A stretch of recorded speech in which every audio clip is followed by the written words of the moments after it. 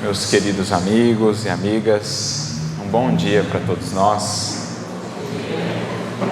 Que nosso Mestre e amigo de todos os momentos, Jesus, possa nos abençoar nessa manhã, a fim de que ela nos seja muito proveitosa, a fim de que, como aqui foi dito, possamos daqui sair sorridentes, esperançosos, alegres e dispostos à tarefa que nos cabe na vida, no mundo, estendendo as bênçãos do Reino de Deus, que já nos visitaram por meio do Evangelho, por meio do Consolador. Eu gostaria de agradecer pelo convite que nos foi feito. Em duas outras ocasiões não conseguimos atender ao convite, mas hoje finalmente aqui estamos, nessa data festiva, nesse mês festivo para casa, que completa os seus 35 anos de trabalho, de dedicação, certamente envolvendo a muitos corações, tanto para o trabalho, como também para a renovação dos caminhos, novas luzes, novos horizontes que têm sido abertos aqui aos corações e às mentes, para que possam avançar em direção ao grande objetivo da vida, àquele alvo sobre o qual o apóstolo Paulo nos falou e tão convictamente afirmou: prossigo para o alvo. E é isso que aqui a gente vem buscar, essa clareza de visão, de entendimento, para que o alvo esteja para nós muito bem delineado, muito bem definido, para que consigamos então contornar todos os desafios, as intempéries, os obstáculos da vida, como faz o rio em busca do grande mar, contornando, mas avançando sempre em busca daquilo que o chama. Assim a criatura humana em busca de Deus, em busca da sua destinação.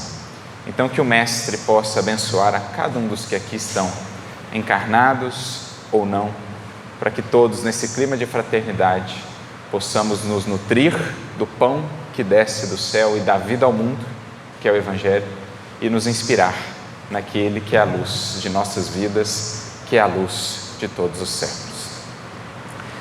E para começar a nossa jornada, voltamos aos inesquecíveis tempos apostólicos. Após alguns anos das primeiras perseguições que a Casa do Caminho sofreu, perseguições essas movidas majoritariamente por um grande fariseu, um rabino conhecido da época, denominado Saulo, que havia nascido em Tarso, mas que trabalhava agora em Jerusalém, almejando galgar degraus e posições de influência no Sinédrio, o tribunal de referência, o tribunal maior daquele povo. Perseguições essas que culminaram, inclusive, na morte do primeiro mártir do cristianismo, Estevão. Passados alguns anos, um pouco mais de 3 anos, a Casa do Caminho é visitada por um peregrino que bate ali à porta, solicitando uma entrevista com aquele que era conhecido como o condutor, o administrador de todo aquele trabalho, Simão Pedro. Esse peregrino, que vinha marcado pelo sol, pela inclemência do deserto, é recebido por um dos auxiliares da Casa do Caminho, chamado Prócoro, que ao sair para atender à porta e a demanda, leva então um susto, especialmente quando este peregrino se apresenta, dizendo ser ele, Saulo de Tarso, a procurar por Simão Pedro. Prócoro empalidece, porque não sabia ele, de fato, qual era a condição de Saulo, outrora perseguidor tão ferrenho do cristianismo nascente. Boatos circulavam por toda a região de que ele havia enlouquecido no deserto, na viagem que havia feito para Damasco, em busca de Ananias, aquele que havia convertido a sua ex-companheira, Abigail, e que centralizava agora todo o ódio, a raiva que Saulo de Tarso tinha daquele Cristo e do Evangelho, que no seu entendimento de então, estava sempre a lhe perseguir e a lhe privar de certos projetos, de certos sonhos. Projetava ele então no Cristo todas as suas frustrações, e em especial na figura de Ananias, que havia tido a ousadia de converter a sua noiva Abigail. Então boatos circulavam de que algo havia acontecido no deserto, de que talvez ele houvesse enlouquecido, de que ele estaria cego, até, imaginem só, de que ele teria se convertido. Enfim, não se sabia ao certo qual a condição e mesmo o paradeiro dele, que havia sumido por cerca de 3 anos. Então Prócoro fica naquela posição de sem saber muito o que fazer. Será que surge ele novamente para mais uma carga de perseguições? Ou será que de fato alguns dos boatos serão verdadeiros, de que ele realmente se reformou? Então, sem saber como proceder, pede ele um tempo ao peregrino que havia solicitado uma conversa com Simão Pedro e diz: olha, vou lá dentro ver, Simão deve estar muito ocupado, veremos se haverá agora uma disponibilidade para essa conversa. Prócoro chega no ambiente interno daquela casa de auxílio a tantos sofredores, a tantos forasteiros, desamparados da sociedade. Procura Simão Pedro e alguns dos outros que ali estavam. À época, João ainda estava na casa do caminho, Tiago menor, que foi um dos que seguiu na casa do caminho, mesmo depois da partida de Simão Pedro, quando Simão Pedro se desloca para a cidade de Roma. Filipe também era um dos auxiliares, e outros, os chamados diáconos, dos quais Estevão era um deles, por exemplo, o próprio Prócoro, Nicolau, outros nomes. Ele reúne alguns deles e fala então dessa visita absolutamente inesperada. Pedro é colhido por uma certa surpresa e, pensando na magnitude dos seus afazeres, na responsabilidade que tinha por aqueles tantos indivíduos que ali estavam, ele age num primeiro momento com uma certa prudência. Não queria deliberar sozinho. Esperaria à noite, quando todos estariam reunidos, alguns estavam distantes, em outros afazeres, em outras demandas. Ele então age com prudência e diz: esperemos à noite para podermos deliberar juntos como proceder. Não quero tomar essa decisão sozinho. Não quero ser injusto, não quero ser parcial. Vamos todos juntos nos reunir para então vermos como agir diante dessa circunstância. Pede então a Prócoro que voltasse e informasse o futuro apóstolo que Simão encontrava-se muito ocupado e que naquele momento não poderia atender, mas que voltasse em outro momento, no outro dia, em que eles poderiam então atendê-lo. Paulo, no primeiro momento, sente o espinho no coração, porque não tinha ele mais esperanças senão na casa do caminho. Porque retornando da experiência no deserto, havia primeiramente procurado alguns amigos de outros tempos que o haviam simplesmente escorraçado. Pensava ele: talvez a casa do caminho poderá ser o pouso de acolhida. Assim como ele foi acolhido lá pela comunidade de Damasco, após o seu encontro marcante no deserto em Damasco, às portas de Damasco. Mas ele também entende a posição de Simão Pedro. Entende as responsabilidades que pesavam sobre os ombros de Simão Pedro e que ele precisava agir com prudência, com zelo, por conta daqueles corações que estavam sob a sua tutela. Não sabia Pedro qual era propriamente a condição do apóstolo Paulo. E assim então uma lágrima escorre dos seus olhos e, buscando disfarçar, ele diz: é que meus olhos estão cansados da viagem pelo deserto, poderia ao menos trazer uma bacia de água em que eu possa me lavar e umedecer os meus olhos. Prócoro então oferece-lhe aquela vasilha e Saulo sai sem muito rumo, sem saber onde ficar, busca uma hospedaria muito singela para poder passar a noite. Chegada a noite, então reúnem-se os apóstolos que ainda estavam ali em Jerusalém, bem como os auxiliares, para poderem então deliberar sobre como proceder. E então estabelecem-se, digamos assim, dois lados, dois partidos. Um dos lados capitaneado por Tiago Menor, aquele que era conhecido como irmão do Senhor, filho de Alfeu, aquele que esteve mais vinculado ao judaísmo, embora acolhendo o Evangelho de Jesus, guardava ele ou se apegava ainda um pouco mais às tradições da primeira revelação. Ele, juntamente com Nicolau e outros, eram do lado ou do partido que pedia mais prudência, que imaginavam talvez que Saulo planejasse uma outra investida contra o cristianismo e que seria talvez mais prudente não recebê-lo, dado o que ele havia feito antes à comunidade. Nicolau chega a mencionar ou a lembrar aquela passagem das Escrituras do lobo que muitas vezes se infiltraria no redil disfarçado de ovelha ou de cordeiro. Mas tínhamos também um outro lado, mais compassivo, mais tendente ao acolhimento, que era capitaneado por Barnabé, que ficou conhecido na comunidade cristã nascente pelas suas grandes qualidades de coração. Barnabé, que foi o grande advogado, digamos assim, a favor do apóstolo Paulo, que à época ainda não era apóstolo, mas que seria depois, justamente por isso, também um grande amigo de Paulo. E Pedro, que também pendia mais para esse lado do acolhimento. Pedro era a figura de referência, era aquela figura paternal, era aquele ancião tido como, digamos assim, a grande referência que o próprio mestre havia deixado para nortear as ações do colégio apostólico, bem como dos continuadores do Evangelho.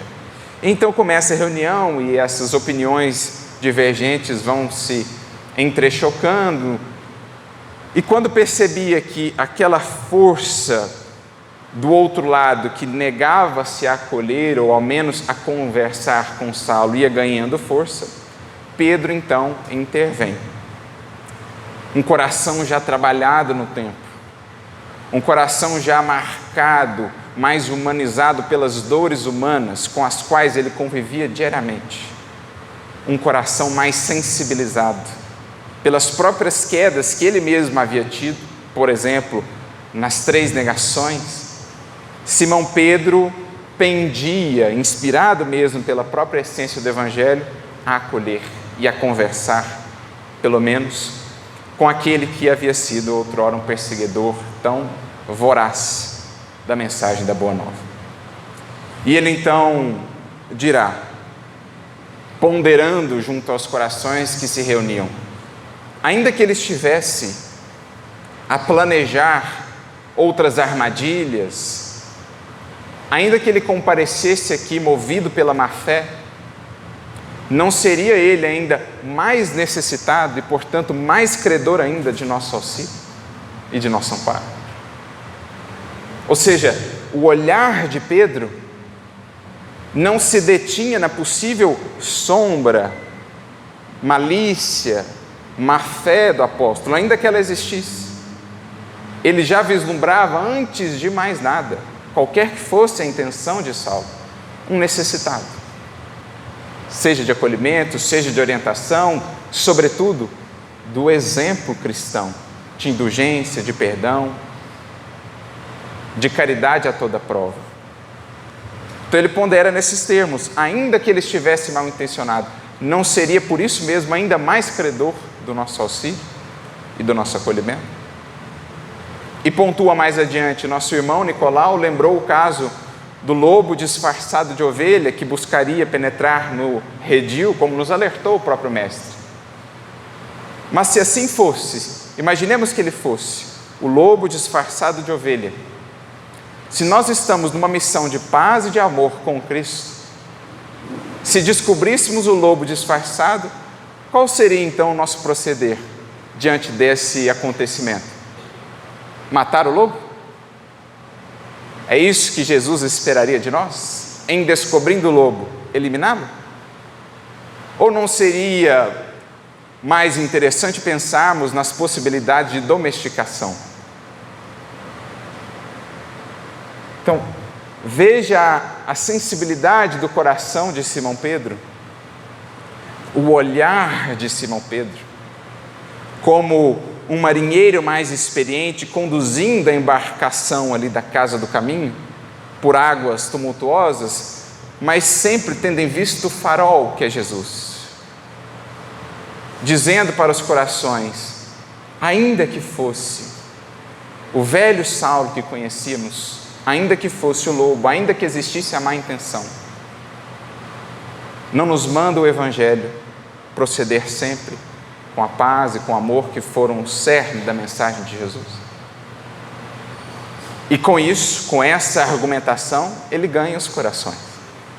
O próprio Tiago, que capitaneava esse outro lado mais resistente, cede, sensibiliza-se ante essa colocação de Pedro, e então eles acordam entre si: pois bem, vamos então recebê-lo. E no outro dia, logo pela manhã, saía da casa do caminho um coração alegre, que partia em direção àquela hospedagem para buscar aquele que viria a ser o grande apóstolo das gentes. Barnabé saía para encontrar aquele que viria a ser o seu grande amigo, o seu companheiro de viagens na expansão do Evangelho Redentor. Graças ao olhar amoroso de Simão Pedro, trabalhado ao longo do tempo, ao longo dos anos, pelo amor de Jesus e pela experiência do serviço no Evangelho. Mas nem sempre foi assim. Nem sempre esse foi o olhar de Simão Pedro. Foi a duras penas que ele chegou a alcançar esse olhar tão lúcido, tão luminoso, esse olhar que não se detém na sombra daquele que caiu ou daquele que está caído. Foi preciso um tempo, uma jornada de amadurecimento e iluminação para que Simão viesse a ter esse olhar tão doce e tão indulgente. Porque tudo isso, de certo modo, vai começar numa noite fatídica para a história do Evangelho e para a história do cristianismo. Era a noite da última ceia. Estavam reunidos todos os apóstolos com o Mestre, naquele ambiente de profunda intimidade que está descrito, por exemplo, do capítulo 13 em diante no Evangelho de João. Momentos sublimes de profunda consolação e de brilhantes promessas que Jesus lega aos discípulos e a toda a humanidade. Quando Ele nos dirá: não vos deixarei órfãos, voltarei para vós. A minha paz vos deixo, a minha paz vos dou, mas não vou-la dou como o mundo a dá. Um outro Consolador vos enviarei, que tudo explicará e relembrará tudo o que vos disse. Tudo isso Ele nos falou aos discípulos e por meio deles a nós, a todos os discípulos do futuro, naquela noite inesquecível. Concluindo, inclusive, aquela noite com uma oração sublime que se encontra registrada no capítulo 17 do Evangelho de João. Todo ele, uma oração de Jesus por todos nós, os discípulos do futuro. Mas é também nesta reunião final que Jesus alerta os discípulos para as lutas que estavam por vir, para a tempestade que estava por desabar.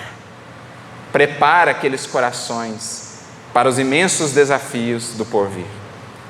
Fala ele: vou para um lugar em que não podereis me acompanhar por ora. E ao falar isso, Simão Pedro, que havia convivido talvez dentre todos mais estreitamente com o Mestre, quis afirmar a sua fé, quis afirmar a sua devoção a Jesus e disse: Senhor, como assim irás para um lugar onde não poderemos te acompanhar? Eu irei aonde fores. Por acaso eu não tenho demonstrado o meu devotamento? Por acaso duvidas da minha coragem? E então Jesus, conhecendo aquele coração, lhe explica, embora Pedro não pudesse compreender: Pedro ainda não está em posse da fortaleza necessária, porque o testemunho é de muita abnegação e de muito sacrifício. E acrescenta: a tua inquietação, Pedro, se faz credora de novas lições, de novos aprendizados, porque Pedro, de certo modo, havia se sentido ofendido. Pergunta Jesus: por acaso o Mestre me considera assim tão perverso, tão indiferente ou mau, a ponto de não acreditar na minha possibilidade de segui-lo, de ser fiel? E Jesus responde: não te julgo assim, indiferente ou ingrato às lições do Evangelho, mas é que esta tua inquietação, que não era ainda efetivamente a fortaleza interior necessária, ela se faz credora de novas lições, porque em verdade te afirmo, Pedro, esta noite ainda não cantará o galo sem que tenha me negado 3 vezes.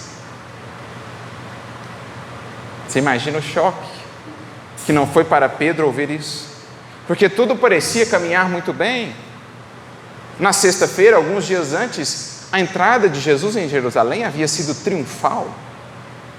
Os discípulos esperavam os melhores resultados, o povo estava com eles, e o Cristo havia demonstrado todo aquele poder divino que jamais haviam visto ou ouvido falar. Era ele o Messias esperado. Como, de repente, naquela noite, Jesus afirma que iria para um lugar onde não poderiam acompanhá-lo, e para Pedro em específico, que ele havia de negá-lo 3 vezes, antes que o galo cantasse. Pedro sente-se ferido no coração.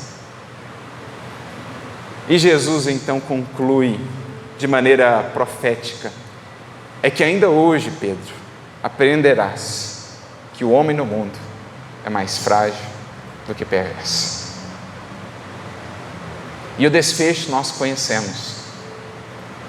Alguns momentos depois do final da reunião, daquela oração sublime de Jesus, dirigem-se eles ao horto ou ao jardim das oliveiras, convida o mestre, os discípulos, para que estivessem no clima da vigilância e da oração, em especial aqueles 3, os quais chamavam mais particularmente para determinadas experiências, no caso Simão Pedro, João Evangelista e o seu irmão Tiago Maior, os 2 filhos de Zebedeu. Jesus vai a um lugar à parte para orar, e quando retorna os encontra adormecidos. Por mais de uma vez, Jesus volta à oração, quando retorna, mais uma vez estão adormecidos, a denotar a invigilância, as fragilidades que ainda marcavam aqueles corações. E é então que Judas chega com a guarda do templo, e nós conhecemos todos os acontecimentos. Jesus é preso, o colégio apostólico debanda, a maioria dos apóstolos, dos discípulos naquele tempo ainda, se afastam, fogem espavoridos, com medo das consequências de serem associados a Jesus. Pedro e João, no entanto, são daqueles que tentam de alguma maneira pelo menos acompanhar à distância, de longe, o que haveria de acontecer a Jesus, e vão eles, os 2, seguindo aquela comitiva que leva o mestre, como sabemos, à casa de Caifás, que era o sumo sacerdote à época. Na casa de Caifás, nós tínhamos uma espécie de pátio interno. Era muito comum à época, nas casas de indivíduos de maior poder, de maior posse, aquelas casas em que existia um pátio interno, e nesse pátio interno existia ali uma cela. Jesus é colocado nessa cela que dava para o pátio interno. E o pátio interno é então aberto à multidão. Lembremos, era período da Páscoa, Jerusalém estava apinhada de indivíduos. E o farisaísmo, junto aos saduceus, já planejavam aquele processo que culminaria na crucificação de Jesus. Portanto, queriam envolver a multidão naquela prisão de Jesus. Alimentavam já aquele fermento, aquele processo de obsessão coletivo que tomaria conta da multidão, que alguns dias antes exaltava o mestre, mas que, a partir do momento de sua prisão, já considera ou passa a considerá-lo como um criminoso vulgar, pedindo inclusive a sua crucificação. Como a gente vê nos relatos de Emmanuel, no livro Há 2000 anos, a crucificação do mestre se deu sobretudo pela loucura, pelo ensandecimento da multidão, que ameaçava inclusive invadir o palácio de Pôncio Pilatos para arrancá-lo à força. E Pilatos até tenta meios para contornar aquilo, mas nem mesmo depois de torturar, de chicotear Jesus para tentar acalmar, entre aspas, a multidão cede. Então houve todo um processo de influência para envolver a multidão, para que aquele movimento ganhasse força e realmente pudesse alcançar o objetivo visado, que era a crucificação. Então Jesus é preso, lançado nesse pátio interno, na prisão que ficava nesse pátio interno, a multidão ali estava, num clima festivo, o vinho era servido, tinha uma fogueira acesa por conta do frio da noite. João então diz a Pedro: você fica aqui que eu vou lá avisar Maria sobre o desfecho, sobre o que aconteceu com o seu filho. E Pedro fica ali à distância. O Evangelho tem o cuidado de dizer: Pedro acompanhava de longe todas estas coisas. Não falando apenas do aspecto físico, mas também da distância espiritual em que Pedro estava realmente, o que levou, como a gente sabe, à negação. E ele encontrava-se então naquele pátio, tentando disfarçar-se, quando de repente uma criada olha para ele e o identifica: mas você não é um dos seguidores daquele que está preso, apontando para a cela de Jesus? E Pedro então dirá: não sei do que você fala, não conheço esse homem. Passado algum tempo, aproxima-se ele da fogueira para aquecer-se, quando dois indivíduos que ali estavam olham para ele novamente e de certo modo o reconhecem e afirmam: mas você não era um dos discípulos daquele mestre? E Pedro: imagina, nunca vi esse homem, não o conheço. Passado mais um tempo, já tarde da noite, véspera do alvorecer, alguns dos guardas que faziam parte da comitiva que foi prender o mestre no Jardim das Oliveiras, em voltando, reconhecem Simão Pedro, porque Simão havia promovido todo aquele embate inicial, cortando a orelha de um dos guardas, de Malco. Mas não foi você que levantou a espada? E Simão mais uma vez nega: imagina, isso não é possível, nunca vi esse homem, não tenho contato algum com ele. E é exatamente alguns instantes após essa terceira negativa que os galos em Jerusalém cantam, anunciando o alvorecer. Um trovão não teria tido um impacto maior sobre Simão Pedro. Uma bomba que explodisse ali não teria promovido um estrondo maior dentro daquele coração do que o canto daqueles galos. Porque no exato instante em que eles cantaram e veio à memória de Pedro o que havia sido conversado na última reunião, ele instintivamente olha para a cela onde Jesus estava. E o seu olhar cruza com o olhar de Jesus. Será que nós conseguimos mensurar o que se passou nesse átimo de tempo? Será que nós conseguimos medir e sentir o que se deu nessa troca de olhares? Mas o que mais impressionou Simão Pedro foi a natureza do olhar de Jesus. E é interessante porque o evangelista Lucas escreve isso, outros, os evangelhos canônicos também descrevem esse momento, mas em especial o evangelho de Lucas, no seu capítulo de número 22, no versículo 61, Lucas ele descreve esse momento em que Simão se vira e olha para a cela de Jesus e percebe que Jesus então o olhava. E ele usa um verbo interessante, uma composição do verbo ver, precedido pela preposição em, que dá um sentido diferente para o ver. Não é simplesmente ver. Jesus não simplesmente olhou para Pedro. Essa construção verbal traz a ideia de um olhar minucioso, de um olhar pormenorizado, de um olhar penetrante, de um olhar que devassa. Jesus penetrava o mundo interior de Pedro, ou Pedro sentia-se penetrado, devassado pelo olhar de Jesus. Mas impressionantemente, isso talvez tenha sido o que mais marcou Pedro, porque ele esperaria, como estava acostumado talvez, um olhar de condenação, que seria justo, entre aspas, porque ele havia feito por merecer. Ele esperaria, aquele que cai, esperaria ali naquele momento um olhar de condenação. No entanto, ao captar aquele olhar, ele não vê nada de condenação. Um misto de sentimentos, um misto de luzes naqueles olhos faiscantes, penetrantes, porém absolutamente serenos e doces.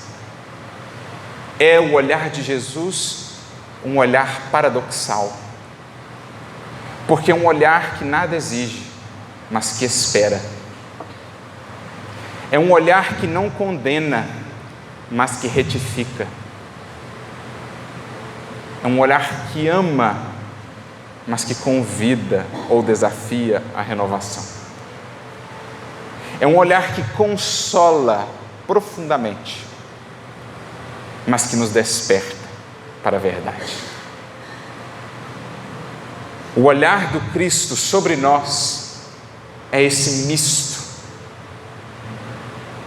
de profundeza e acolhimento, da luz poderosa da verdade que escancara o nosso mundo íntimo e as nossas fraquezas, mas ao mesmo tempo dessa luz acolhedora, infinitamente misericordiosa do amor que balsamiza as nossas dores e as nossas chagas. E justamente por não ver nada de condenação naquele olhar, é que Simão sente-se ainda mais impactado, porque ele havia negado o mestre amado com o qual havia convivido por 3 anos, dia e noite, e no entanto esse mesmo mestre em nada o condenava, em nada julgava. Humberto de Campos, portanto, vem em nosso auxílio para descrever ainda mais profundamente o que se processou no mundo interno de Simão Pedro, porque ali, sob o olhar de Jesus, é que ele começava a construir o olhar amoroso que um dia viria a ter, aquele mesmo olhar com o qual ele analisou a situação de Paulo, de Saulo à época, propondo acolhê-lo. Porque os olhos, no contexto do Evangelho, não falam só do olhar físico, do olhar material, falam sobretudo da nossa visão, do nosso entendimento, da nossa compreensão da vida, das coisas, das pessoas. E é sob o olhar de Jesus que aos poucos vamos descobrindo como de fato temos olhado a vida. É sob o olhar de Jesus que aos poucos vamos renovando e aperfeiçoando a nossa maneira também de olhar para a vida e para os outros. Porque já dizia o mestre, os olhos são a candeia do corpo. Se os teus olhos forem bons, o teu corpo estará em luz. Se porém forem maus, estarás em treva. É diferente do olhar material, em que a luz chega de fora, trazendo-nos a informação daquilo que nos circunda. No olhar espiritual, que todos os espíritos detêm, mesmo aqueles que numa encarnação estão privados do olhar físico, dos olhos materiais, o olhar espiritual diz respeito à nossa compreensão da vida, à nossa leitura de cada experiência. E ele nasce, esse olhar, da luz que projeta-se de nós, não da luz que recebemos de fora. Então, ao contato com o olhar do Cristo, que pousa sobre nós toda vez que acessamos o seu Evangelho, quando estudamos a sua mensagem, no fundo estamos nos colocando sob o seu olhar misericordioso, olhar que projeta imensa luz em nosso mundo íntimo e ajuda-nos a ver qual a luz que já detemos e qual a parcela de sombra em que ainda nos mantemos cativos. Foi ali que Pedro começou a perceber a sua cegueira, começou a perceber ainda a sua inabilidade de olhar a vida e os outros como realmente deveremos olhar. Assim também o próprio apóstolo Paulo, mais tarde, ante o olhar magnético de Jesus às portas de Damasco, ele pôde então perceber que estava cego, embora visse com os olhos físicos, cego pela revolta, cego pelo ódio, cego pelo fanatismo. Escamas estavam sobre os seus olhos.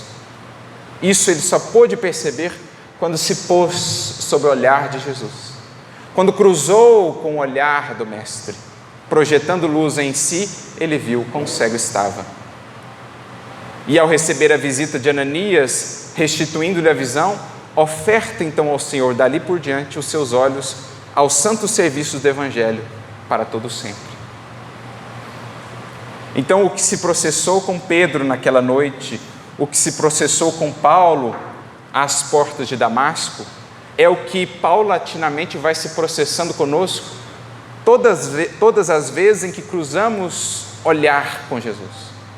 Cruzamos os nossos olhos com o Mestre, ou nos pomos sob o seu olhar luminoso e amoroso, pelo estudo do seu Evangelho, ou pelo serviço inspirado no seu Evangelho, Jesus traz-nos luz para que vejamos então como temos visto a vida, como temos analisado o próximo. E é aí que a gente começa a desenvolver um novo olhar.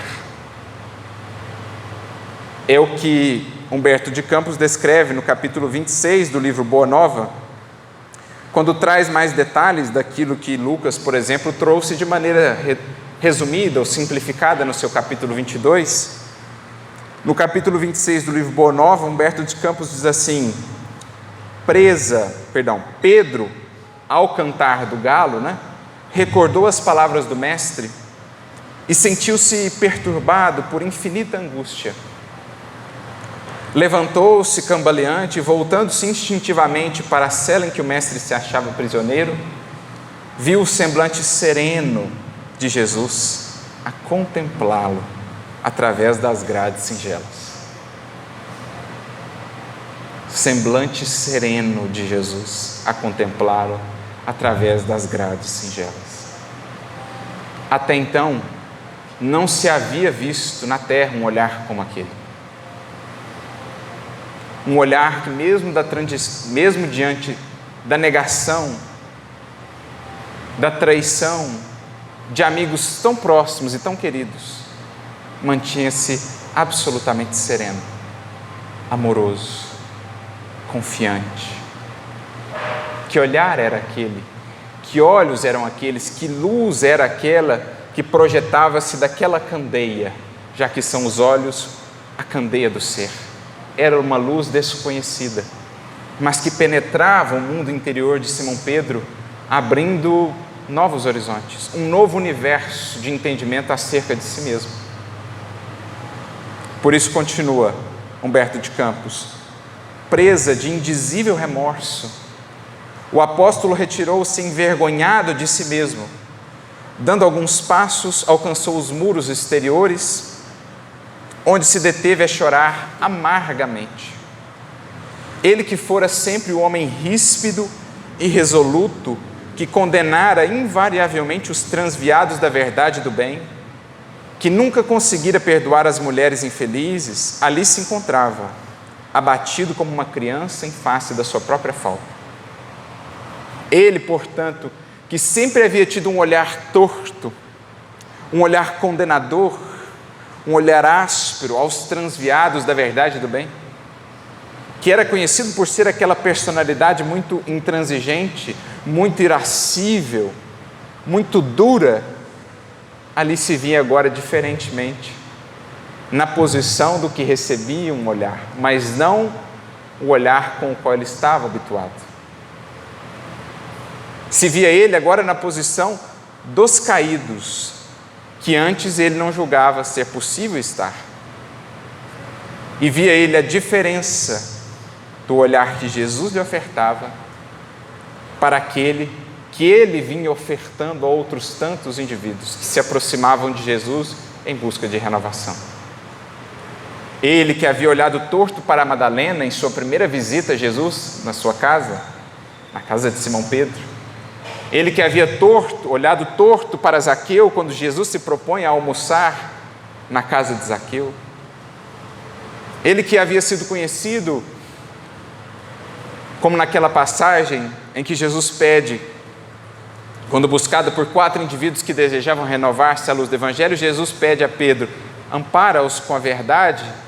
E Pedro então toma o bastão da verdade e, de certo modo, esmaga-lhes as esperanças.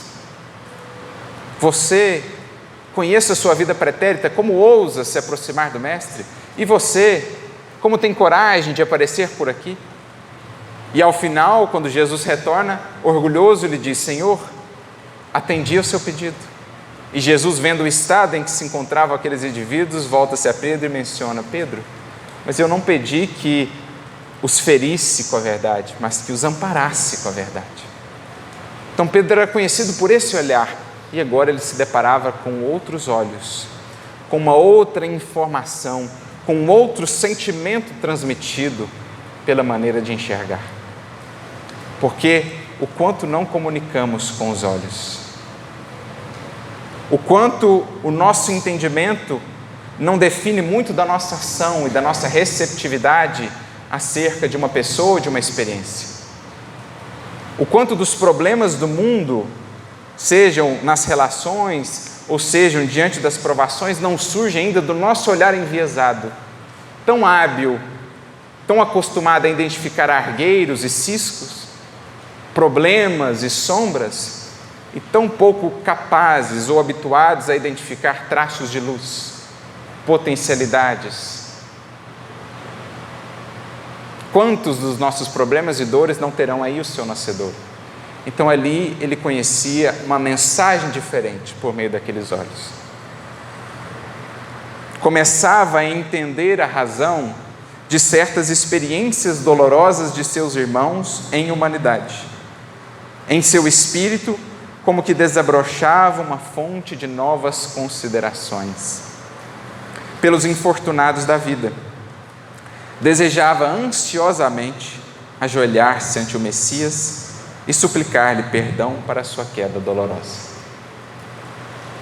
Aqui, mais propriamente, começa a nascer Simão Pedro, o que viria a ser conhecido como aquele esteio, aquele sustentáculo da Boa Nova Nascente.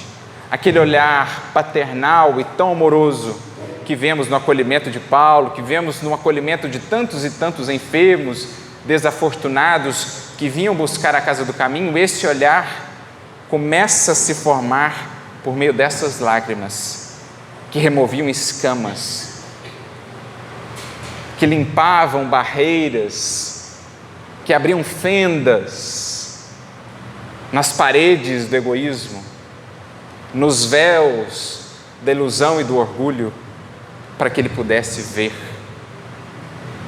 ver compreendendo, ver não se detendo na sombra, ver identificando sempre em cada irmão, antes de mais nada, por mais que esteja caído ou por mais que tenha caído, alguém necessitado de apoio e de compaixão. Como dirá Emmanuel, num texto muito bonito chamado O Olhar de Jesus, no livro Viajor, capítulo número 8, o olhar do Mestre jamais se deteve nas faixas escuras de qualquer criatura. E se buscarmos implementar ou trazer esse olhar, um pouco mais do olhar do Mestre para o nosso a cada dia, teremos enfim alcançado o grande entendimento, banindo para sempre do mundo de nossas consciências a crítica destrutiva, aquela visão ferina, sempre condenatória, porque passaremos por meio desse grande entendimento a identificar em cada coração ou em cada circunstância sempre algo que tenha a nos ensinar, algo que pede a nossa colaboração para que possa efetuar a sua função na vida. Seja o indivíduo que ainda tem os seus tropeços e as suas sombras, mas que pede de nós um estímulo para encontrar e desenvolver os seus traços de luz, seja a experiência que primeiramente nos apresenta sombria, dolorosa, mas que esconde em seu verso ou em sua outra face a luz da experiência e da renovação. Tudo isso pede de nós esse olhar, esse entendimento, esses olhos de Jesus, esses olhos de ver, como o Mestre nos falou no seu Evangelho. É o que as lágrimas aqui faziam a Pedro. E depois os tantos anos de trabalho haveriam de consumar. É o que começa a surgir também em Paulo, quando da visita de Ananias a lhe remover aquelas escamas e dada a sua disposição de consagrar dali por diante os seus olhos aos santos serviços do Evangelho para todo sempre. As muitas dores, as muitas lutas, as perseguições, nada mais fizeram do que clarear cada vez mais aquele olhar, porque no fundo purificavam cada vez mais o sentimento. O coração puro, diz o Mestre, é que fornece, é que estabelece a visão clara da vida. Bem-aventurados, pois, os puros de coração, porque verão a Deus. Onde? Em tudo. em todos. Porque mesmo na criatura mais caída, que mais se mergulhou no pântano, talvez, de quedas morais, ali há o potencial da presença divina. Mesmo na experiência mais sombria e dolorosa, ali há a lição que nos renova e nos transforma. Mas para isso é preciso pureza de coração, que define também clareza e pureza de olhar. Os olhos de Jesus, que nós precisamos incorporar. Através do véu de lágrimas que lhe obscurecia os olhos, Simão Pedro experimentou uma visão consoladora e generosa. Figurou-se-lhe que o Mestre vinha vê-lo em espírito, na solidão da noite, trazendo nos lábios aquele mesmo sorriso sereno de todos os dias. Quando nos colocamos, portanto, sob o olhar de Jesus, se Ele nos revela ainda as nossas fragilidades, nos mostra as nossas fraquezas, sentimos também um profundo acolhimento. Em nossas noites mais escuras, o olhar de Jesus se faz uma lâmpada ainda mais clara e luminosa, a nos falar de esperança, a nos falar de amor incondicional e de misericórdia ilimitada. E são para nós um farol de segurança e de referência para que possamos nos reerguer e avançar. É o que Pedro sentia, que o Mestre, por meio daqueles olhos, o visitava em espírito e o consolava como naquelas noites inesquecíveis em sua casa ou junto à natureza, onde falavam das esperanças do reino. O Mestre era ainda o mesmo, não importava o seu proceder, não importavam quais eram as suas quedas, o amor de Jesus permanecia igual, sempre uma luz a brilhar em nossas noites, sempre a esperança que nunca se apaga, sempre o sol luminoso da fé que nos aponta o caminho. Ante a emoção confortadora e divina, Pedro ajoelhou-se e murmurou: Senhor, perdoai-me.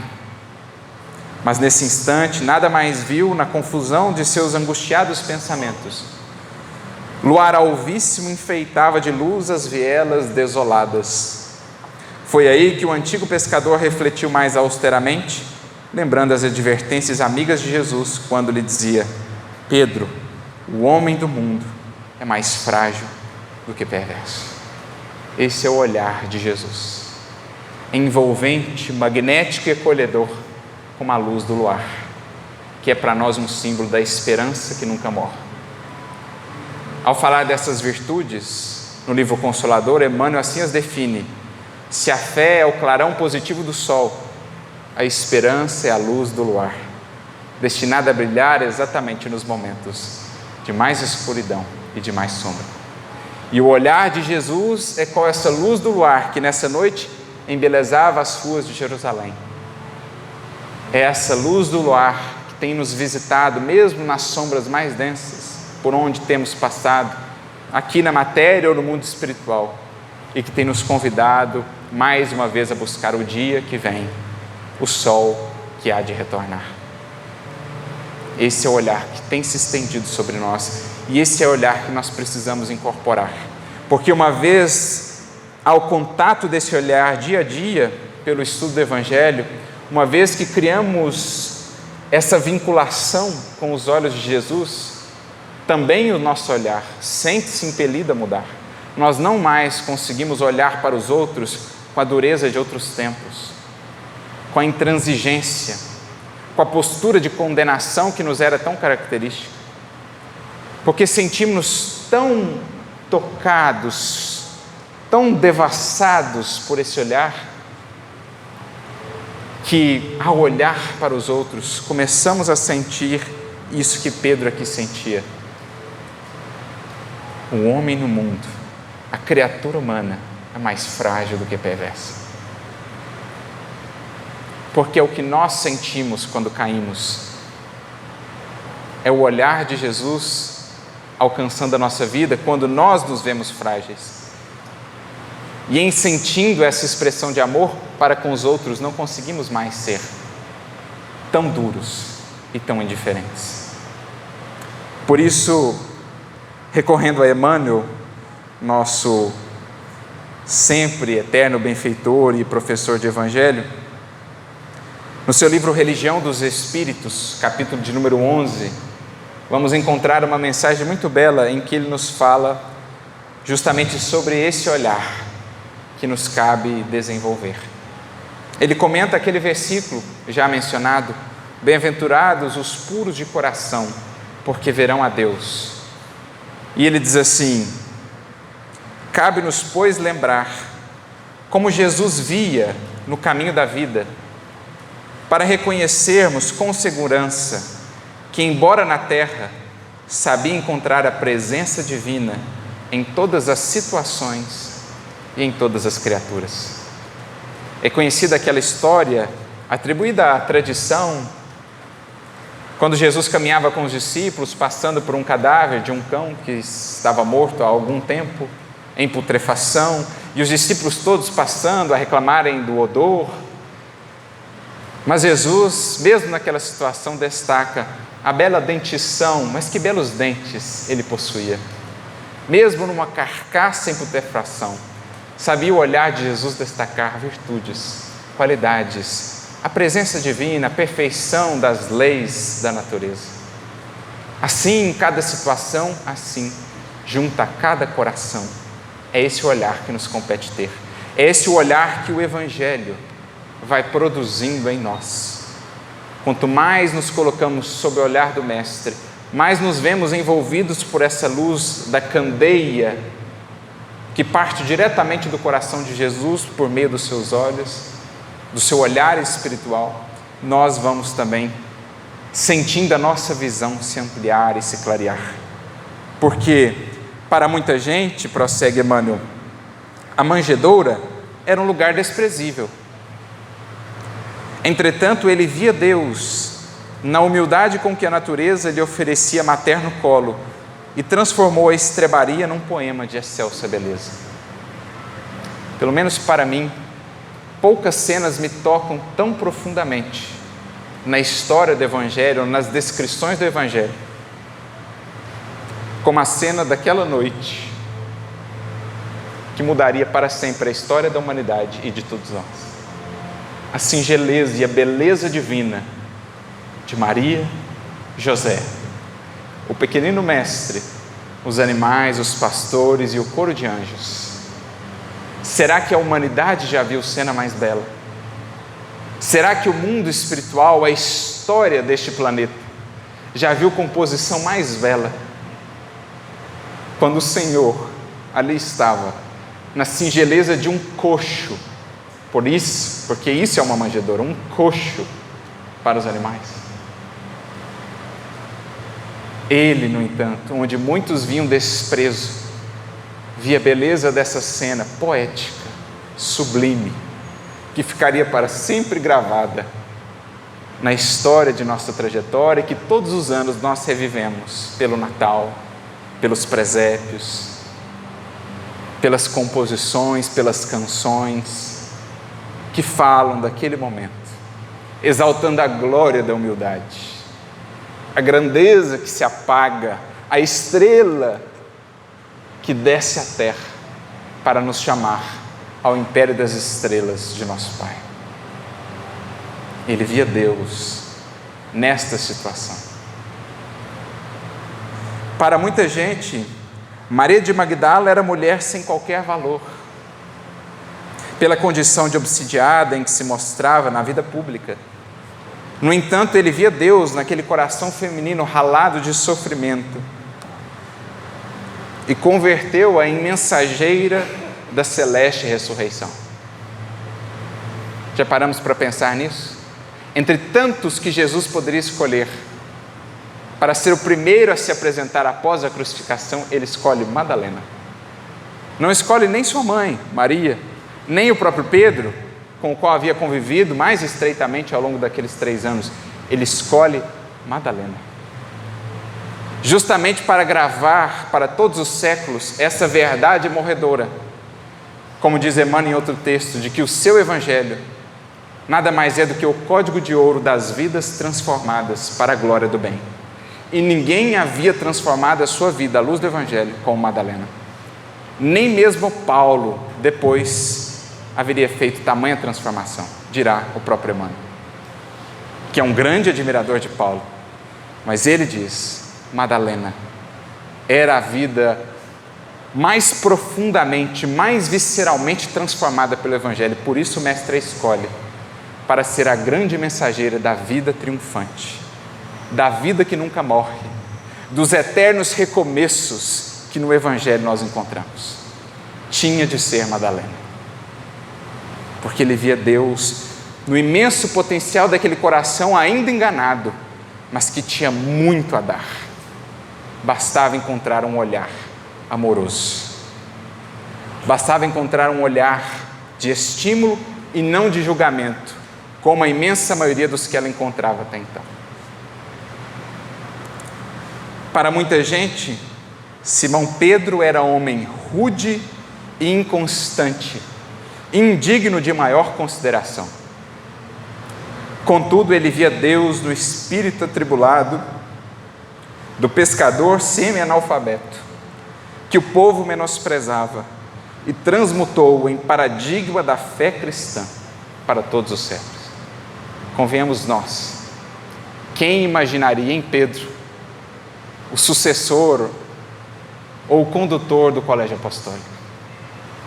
Quem de nós veria em Pedro um coração com esse potencial de receber a não pequenina incumbência de ser o esteio, a rocha da primeira comunidade cristã?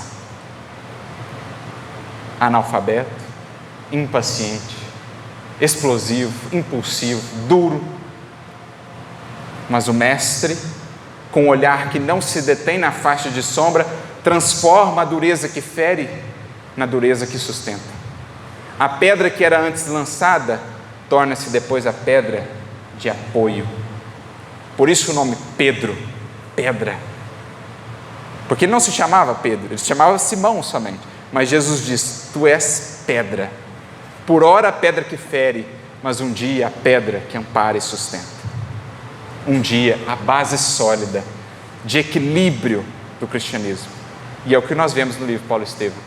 Se a figura de Paulo se destaca no livro, a figura de Estevão, não menos a figura de Pedro, que foi tão importante em momentos cruciais, como nesse, porque não fosse ele a ponderar, não teriam acolhido Saulo, e que teria sido do futuro talvez de Saulo, sem conhecer Barnabé, sem conhecer o próprio Pedro, que tantas orientações lhe deu. Foi graças a ele, Pedro, ao improvável condutor da Boa Nova. Para muita gente, Judas era negociante de expressão suspeita, capaz de astuciosos ardis em louvor de si mesmo. No entanto, ele via Deus na alma inquieta do companheiro que os outros menoscabavam e estendeu-lhe braços amigos até ao fim da penosa deserção a que o discípulo distraído se entregou invigilante. Como recebe Jesus a Judas no último momento, no Horto das Oliveiras, quando ele já sabia antes, mas também naquele momento, que Pedro vinha enganado em seus propósitos junto da guarda para prendê-lo. Como Jesus recebe a Judas? Amigo, a que viestes? Qual de nós, ante uma traição iminente de um amigo invigilante, por óbvio, a ele se referiria ainda com o título de amigo? Amigo, a que vieste? E qual o último ato de Jesus, antes de entregar o seu espírito e retornar ao mundo espiritual? Diz-nos Humberto de Campos, numa mensagem belíssima chamada O Anjo Silencioso, se não estou enganado, em que nos fala ele que nos últimos momentos de Jesus na cruz estava ele cercado por legiões e legiões angélicas. Os anjos da justiça anotando os nomes dos responsáveis, alguns outros anjos consolando-lhe, pensando as suas feridas, ajudando a equilibrar a vibração da turba enfurecida, ensandecida, enfim, legiões e legiões angélicas. Mas de repente se fende o céu e por um caminho luminoso desce o mais belo de todos os anjos, Pousa ele aos pés da cruz, com um olhar súplice, volta-se ao mestre em reverência, faz uma oração, levanta-se então e cola o ouvido aos lábios de Jesus, que lhe emite uma ordem, uma orientação. E então sai esse anjo célere para cumprir a missão que lhe havia sido dada. Diz Humberto de Campos, era o anjo divino da caridade, que ia em auxílio a Judas, que acabara de se suicidar. A última lembrança do Cristo na cruz é quanto a Judas, o amigo que se suicidara. Esse é o olhar de Deus traduzido no olhar do Cristo. Sempre a esperança que nunca fenece em qualquer criatura. Para muita gente, Saulo de Tarso era guardião intransigente da lei antiga, vaidoso e perverso na defesa dos próprios caprichos. Contudo, ele via Deus naquele espírito atormentado e procurou-o pessoalmente para confiar-lhe embaixada importante.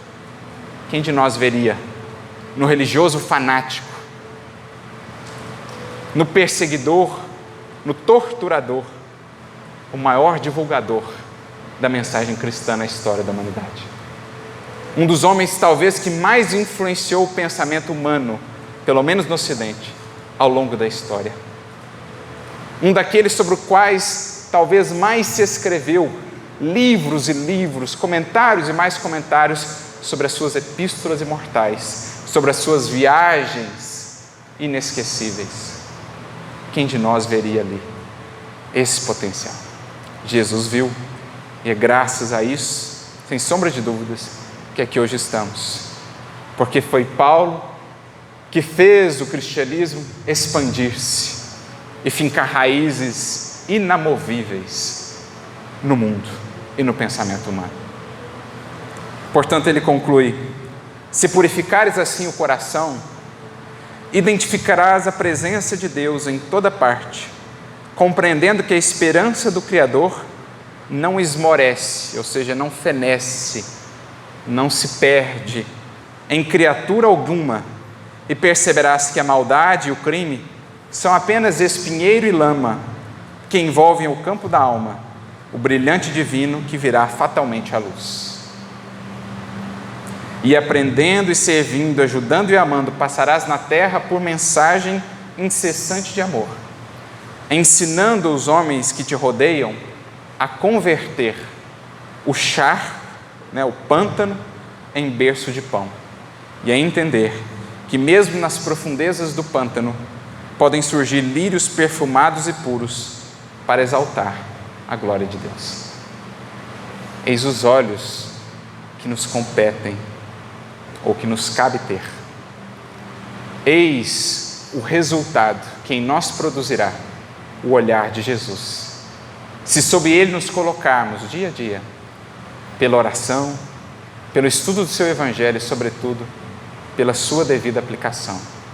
Desenvolveremos aos poucos essa vista que se estende além, essa luz que penetra várias sombras e consegue identificar, para além dos pedregulhos, o diamante que um dia fatalmente virá brilhar.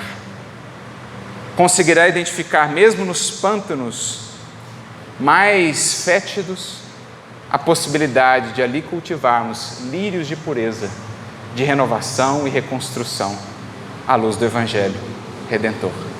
Que o olhar de Jesus, que espera, mas não exige, que retifica, mas não condena, que desperta e ao mesmo tempo consola, e que acima de tudo ama, que esse olhar nos possa curar e nos dar enfim os olhos de ver, para que de fato possamos colaborar com o Mestre na construção de um mundo melhor, de um mundo mais luminoso, a começar por nós mesmos. A todos, muita luz e muita paz, que os olhos de Jesus sejam para nós o farol de cada dia e que possamos avançar em direção à luz que a todos nos espera. Muita paz.